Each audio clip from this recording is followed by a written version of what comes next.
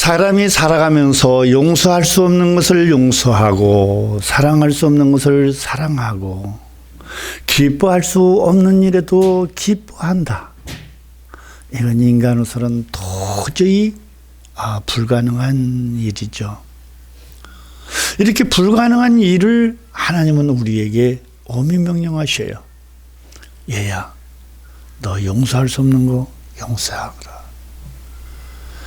저 사랑할 수 없는 거 사랑해봐 라고 말씀하십니다. 그때 우리는 이렇게 하나님께 반문합니다. 하나님, 어떻게 용서할 수 없는 것을 용서합니까? 어떻게 사랑할 수 없는 것을 사랑합니까? 얘야, 내가 너를 사랑하고 있지 않니? 내가 너를 용서했지 않니? 너 용서받을 수 있는 인간인 줄 아니? 너 용서받을 수 없는 인간이지만 내가 너를 용서했어. 너 내가 사랑할 수 없는 인간이지만 내가 너 사랑하고 있잖아. 하나님, 내가 사람이죠. 하나님인가요? 그래, 너는 사람이야. 나는 하나님이고. 봐요, 하나님과 인간의 차이가 나잖아요. 그래, 그래서 사랑해봐, 용서해봐, 축복해봐. 할 수 없다니까요. 그래, 그걸 내가 가르쳐주지. 또 바울이 얘기한 것처럼 십자가에 가서 죽어. 그러면은 너 사람의 본질이 없어져. 용서할 수 없는 거 용서할 수 있게 돼. 십자가에 가서 죽으면 원망, 하소연, 참소하던 거 없어져. 그 몹쓸 생각 없어진단 말이다. 십자가에 가서 죽어봐. 그러면 내가 네게 새 생명, 부활의 생명으로 내가 네 안에 들어가서 내가 너로 용서할 수 없는 거 용서하고 축복할 수 없는 거 축복하고 사랑할 수 없는 거 사랑해 줄게. 그렇습니다. 하나님은 내 안에 오셔서 나로 살기를 원하십니다. 그러므로 여러분, 나 없애버리면 안 될까요? 네. 지난 시간에 이어서 에베소서 4장 30절 말씀 받겠습니다. 지난 시간에 이어서 에베소서 4장 30절 말씀 선포합니다. 사망과 생명, 이 시간 9번째 에베소서 4장 30절 말씀 선포합니다. 하나님의 성령을 근심하게 하지 말라. 그 안에서 너희가 구속하신 날까지 인치심을 받았느니라. 아멘. 여러분, 성령을 근심하게 하는 것은 뭐이고 성령을 근심하지 않게 하는 것은 무엇일까요? 여기서 우리가 지금 이 시간 말씀을 드렸는데요. 내 생각이 머무는 순간 성령은 근심하십니다. 내 몸 안에 내 생각, 내 마음이 왕노릇하는 순간에 성령은 근심하십니다. 그래서 내가 십자가에서 온전히 택하고 나의 옛사람, 인간의 본질을 십자가에서 딱 죽여버리면 내 생각은 사멸되는 거예요. 오직 성령만이 나의 생각이 되고 마음이 되어주셔서 나로 하나님 자신을 드러내는 것. 다시 말해서 나로 하나님의 성령의 나타남의 역사가 일어나는 거죠. 이 일을 위해서 우리는 언제까지? 구속의 날까지 인침을 받았다라고 에베소서 4장 30절이 우리에게 말씀하고 계시네요. 여러분, 앞에서도 누누이 여러분들이 굉장히 말씀을 드렸지만 성령 하나님은 굉장히 그 마음이 여리십니다. 그래서 작은 소리에도 깜짝깜짝 놀리시고요. 성령은 아기가 자다가 부식 소리에 깜짝 놀라서 응애 하고 오는 것처럼 성령님은 굉장히 민감하셔서요. 작은 소리에도 굉장히 놀라십니다. 그리고 성령님은 너무나 순전하셔서 인간의 생각이 치고 들어오는 순간에 성령님은 그때부터 굉장히 마음이 열리시기 때문에 근심을 하십니다. 그래서 우리들이 어떤 일을 하나를 지목하고 어떤 일을 행할 때라도 이런 일을 성령께서는 어떻게 하실까? 라는 것을 우리들이 항상 이 물음표를 가지고 우리들이 항상 어떤 일을 진행할 때 성령님은 굉장히 근심하실까요? 기뻐하실까요? 네, 굉장히 기뻐하십니다. 이렇게 성령은 어린아이처럼 순진하셔서 매우 민감하게 움직이십니다. 그러므로 우리들이 순전하지 못하면 하나님의 근심이 되고 사람의 생각, 세상적인 생각이나 어떤 정욕적인 것, 육신적인 것에 놓여 있게 되면 성령은 근심하시기 시작하십니다. 성령이 근심하기 시작하면 성령의 영감을 느낄 수가 없게 되므로 굉장히 주의해야 합니다. 성령의 그 영감을 느끼지 못하는 사람들이 기도하거나 설교하거나 어떤 말을 하는 것을 보면 순전히 인간적인 생각, 세상적인 그 지침에 의해서 말하고 기도하고 설교하는 것을 볼 수 있습니다. 굉장히 주의해야 합니다. 이렇게 성령이 오신 이유는 하나님 나라를 증거하시고 하나님 나라에 소속된 교회를 살리셔서 하나님의 나라를 확장시키기 위해서 성령님이 오셨습니다. 신앙생활은 신학이 아니라 신앙임을 유념해야 합니다. 신학은 신앙생활이 절대 되지 않습니다. 신학은 종교생활은 원활할지 모르겠지만 신학은 신앙생활이 되지 않습니다. 신앙생활은 오직 성령으로만 시작됩니다. 데살로니가전서 5장 19절에서 또 이렇게 말씀하십니다. 에베소서 4장 30절에서는 성령을 근심하게 하지 말라라고 했는데 데살로니가전서 5장 19절에서는 성령을 소멸치 말며라고 하고 있습니다. 여러분, 성령은 소멸합니다. 앞에서도 여러분들에게 말씀을 들은 것 같이 여러분 공장 굴뚝에서 굉장히 많은 연기들이 막 구름처럼 솟아오르죠. 그런데 올라와가지고 그 구름들이 다 어디로 가버립니까? 대기 중에서 다 사라져버리죠. 그죠? 이와 같이 성령도 우리 안에 계시지만 우리가 늘 사람의 생각, 세상적인 생각, 그래서 안목과 이목과 정욕에 길들여지기 전에 성령은 내 안에서 소멸되어 버립니다. 그렇게 되면 그 사람은 육신적인 삶을 사는 거죠. 그 사람이 열심히 교회 다니면서 헌신하고 봉사하고 교회를 건축하고 무엇을 한다 할지라도 그것은 육신의 생각이죠. 사람의 생각이죠. 하나님의 성령과 관계가 없는 것이죠. 그래서 여러분 늘 성령을 먼저 생각하세요. 우리들 일상생활에서 냉수 한 잔, 한 컵을 마신다 할지라도 성령을 먼저 생각하세요. 누구 한 사람을 만나더라도 성령을 먼저 생각하세요. 그래서 성령님 이번에 누구 만나기로 했죠?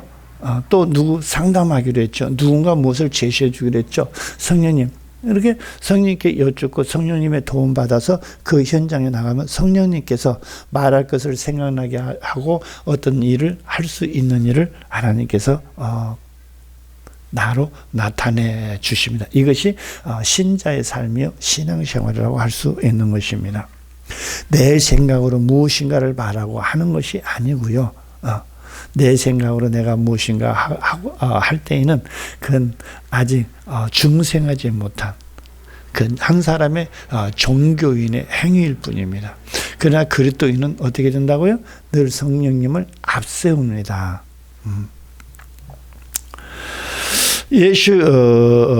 앞에서도 말씀드린 것 같이 성령은 아주 민감하고 예리하셔서 사람의 인격적인 생각에 치우치면 성령은 그 사람에서 소멸을 들 수밖에 없습니다.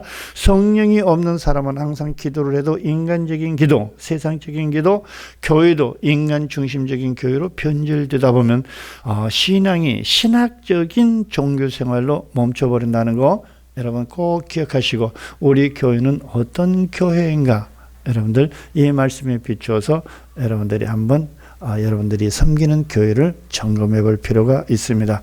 이번엔 마태복음 12장 32절 말씀이 선포되겠습니다.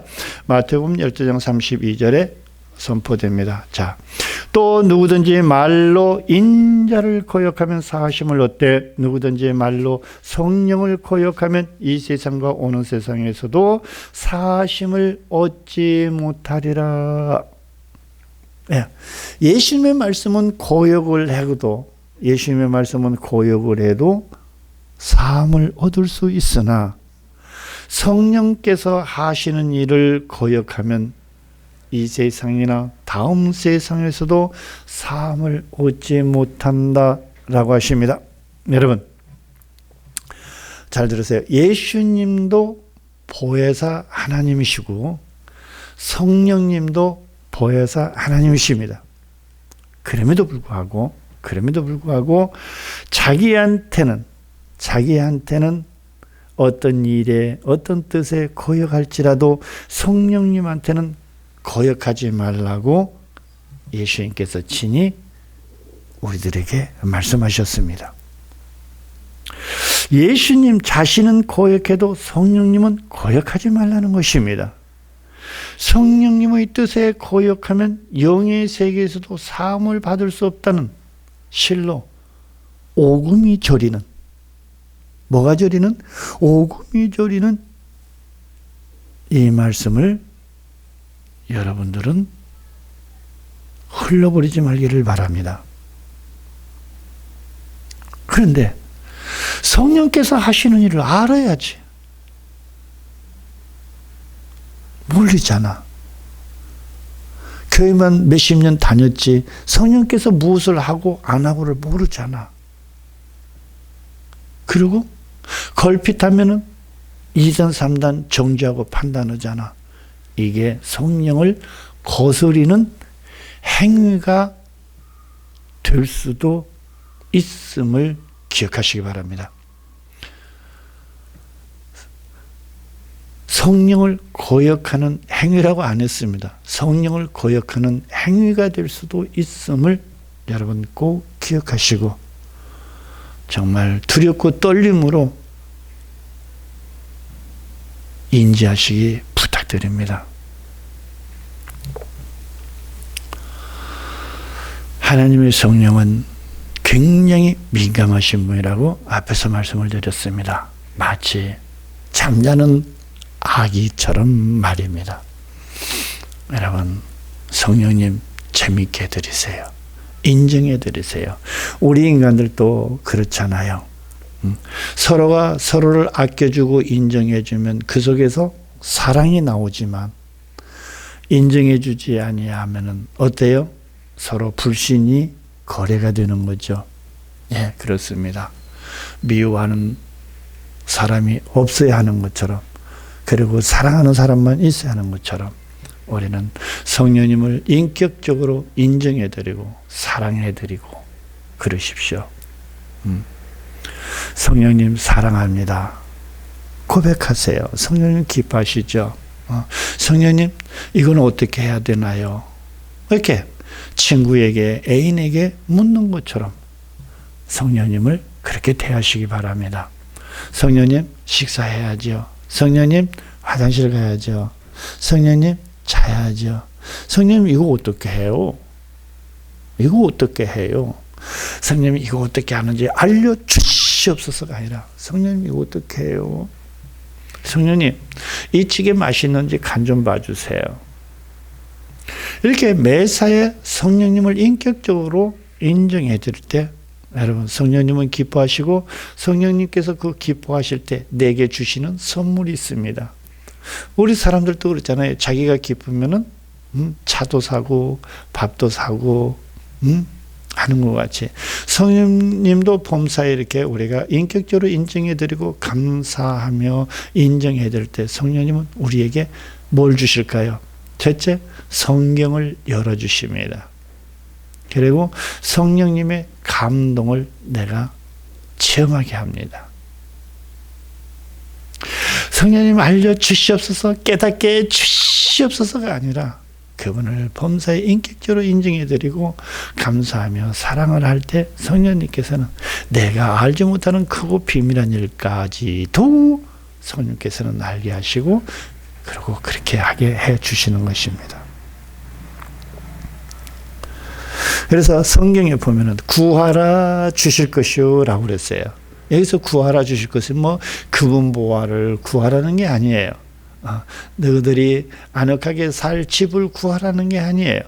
성경에서 구하라는 것은 성령을 구하라는 것입니다.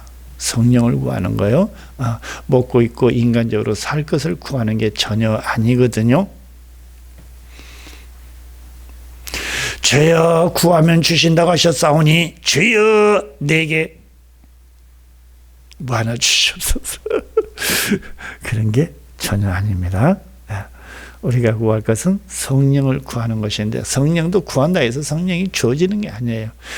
내가 내 안에 내 생각이 없어졌을 때, 내 생각을 없이 하고 성령님 뜻대로 살고자 결심하고 그렇게 다짐하고 하나님께 나의 이런 부족한 것을 채우고 등등 그런 게 있죠. 예, 오셔서 훈련 받으시면 좋겠습니다. 자, 이번에는 하나님께 주신 말씀 마가복음 3장 29절 말씀 되겠습니다. 마가복음 3장 29절 말씀 되겠습니다. 마가복음 3장 29절 말씀 받으면서 이 시간 맞춰지려는지 모르겠습니다. 마가복음 3장 29절 선포합니다. 누구든지 성령을 해방하는 자는 사하심을 영원히 얻지 못하고 영원한 죄에 처하느니라 하시니. 다시 한번요. 누구든지 성령을 해방하는 자는 사하심을 영원히 얻지 못하고 영원한 죄에 처하느니라 하시니. 어떤데 이런 이유가 있을 수 있습니다. 예, 잘 보세요. 자, 어떤 사람이 성령 안에서 성령 사역을 하는데 어떤 사람이 그런 사역을 하는 것을 처음 본 거예요. 처음 보는데 어떤 현상이 생기냐면 자기 교회에서는 이런 현상이 한 번도 나타나지 않았어요. 그러니까 자기가 섬기는 교회는 교인도 엄청 많고 뭐 부목사도 몇 명, 전도사는 뭐 손가락으로 쉬지도 못하게 엄청나게 많은 큰 교회에 거기서 중책을 맡은 사람이 아주 작은 교회에 어떻게 해서 누구 따라서 한 번 왔는데 교회에서 막 안수를 하고 축사를 하고 축복을 하고 방언을 하고 계시의 말씀이 막 선포되는 걸 보니까 이 양반이 보니까 쬐까는 교회에서 하니까 야 이것이 2단이네 3단이네. 자기는 그렇게 큰 교회에서도 아무 일도 안 일어났는데 그냥 몇 명이 있는 데서 막 불불불불불 그냥 하면서 막 이래 하니까 그것을 나가면서 여기 2단이야, 3단이야, 4단이야, 5단이야 막 다음증을 막 계속 발급하는 거예요. 그래서 그런 일들을 하고 받는 사람들이 끝나니까 이제 그 시간이 끝나니까 여기 잘못된 교회야, 잘못된 교회야 이런 교회 다니지 마 우리 교회 와. 바로 이것이 성령 해방죄 유일한 성령 해방죄에 해당이 되는 것입니다. 그러니까 영적으로 무식하고 영적으로 소경된 자들은 하나님의 일을 보지도 못했고 분별도 못하고 그러니까 자꾸 2단 3단 자기들이 판사가 돼서 단증을 발급합니다. 여러분 예수님께서도 자기는 판단할 수 있는 능력 자격이 없다고 말씀하시는데 우리 인간들은 능히 그런 판단을 합니다. 여러분 차라리 조동아리 본드로 딱 붙이고 가만히 있으면 마음으로 판단할지라도 외면적으로 나타나지는 않잖아요. 이런 사람들은 뭐 한다고요? 용서를 받지를 못한다는 겁니다. 그리고 영원한 죄에 처한다고 그랬습니다. 마가복음 3장 29절 보니까 영원한 죄에 처하느니라 그랬어요. 영원한 죄가 뭡니까? 지옥 형벌이라고 말씀을 하시는 것입니다. 여러분, 그러니까 죽고 사는 것이 내 말 한마디, 혀 놀림에 있다는 것을 잠언이 또한 우리에게 그렇게 일깨워주고 있습니다. 여러분, 그래서 우리는 무슨 일을 하든지 간에 말하는 것은 더디하고 듣는 것은 굉장히 속히 들어야 합니다. 굉장히 속히 들으면서 즉각적 분별하도록 해야죠. 그러니까 우리들이 들으면서 즉각적 분별하기 위해서는 뭐가 해야 돼요? 성경을 열심히 공부해서 지식을 많이 얻어놔야 될까요? 아니요. 그런 것은 아무 소용이 없습니다. 성경을 내 마음에 얼마만큼 담아두었느냐에 따라서 정확하고 명확한 분별이 되는 거죠. 내 마음에 담겨진 것으로 분별이 되는 거예요.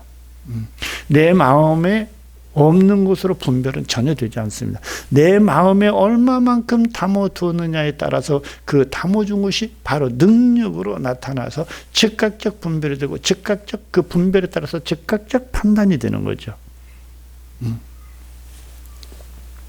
자, 성령 회방죄, 제일 무서운 죄가 성령 회방죄인 것을 우리는 마가복음 3장 29절 말씀을 통해서 깨닫습니다.